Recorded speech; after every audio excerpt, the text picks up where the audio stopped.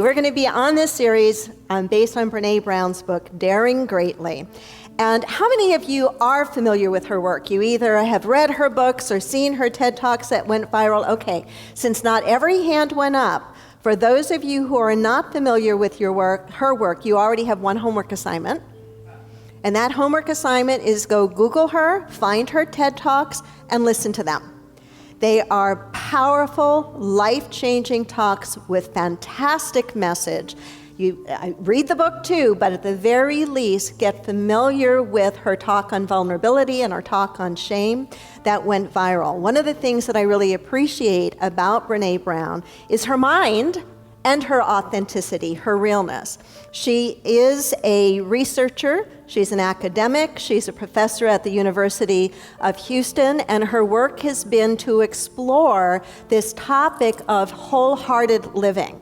She's interviewed and researched people that live their lives in a way that really I think all the rest of us want to live as well, to live happy, productive, whole and complete lives. And she, as a researcher, was very curious as to, well, how do they do that? What is it about them that allows them to live in this way? And the one quality that stood out among all the other qualities that people who live wholehearted lives practice is the quality of vulnerability.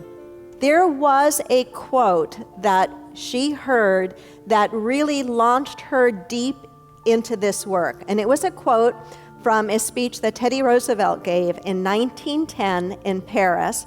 The official title of this speech was Citizenship in a Republic. But because of this part of that speech, the speech also came to be known as the man in the arena. Here's the quote. "It is not the critic who counts, not the man who points out how the strong man stumbles, or where the doer of deeds could have done better.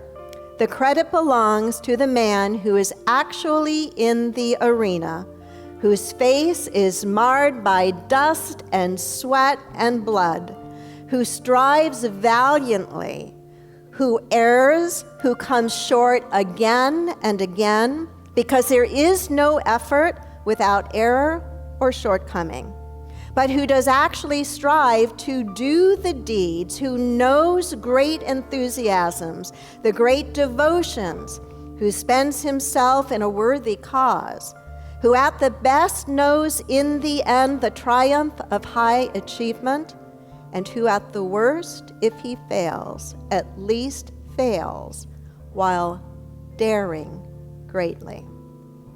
While daring greatly.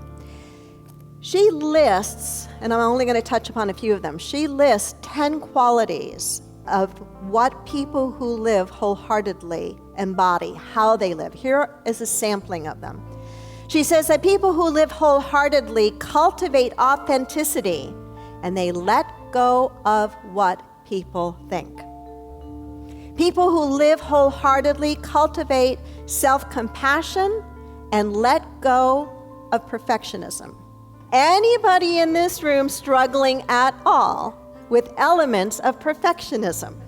Every time I make a fresh summer blueberry pie, and I fill that thing to overflowing with blueberries, but then painstakingly pick out the best ones to put them on top of the pie so it is a perfect round dome that is not allowed to fall when it is in the oven. I ask myself, is that perfectionism? And you know, the funny thing about the quality of perfectionism, it certainly looks like it. I mean, if I were looking at somebody doing that, I'd say that's perfectionism. And some of it is really, what does it feel like inside, right?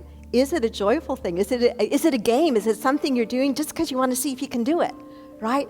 That puts a different feeling to it. So with all of these things that she suggests are evidence of wholehearted living, it's not ours to look at somebody else and say, I think you're doing it, or I don't think you're doing it. It's for us to really get as honest inside of ourselves and ask, well, where am I with these things? Where am I with the topic of vulnerability? Where am I with the topic of dealing with shame? Where am I around this criticism or other people's opinions of me? She says, People who live wholeheartedly cultivate a resilient spirit, and they let go of feelings of powerlessness and numbing. People who live wholehearted lives cultivate gratitude and joy, and let go of scarcity thinking and fear of the dark.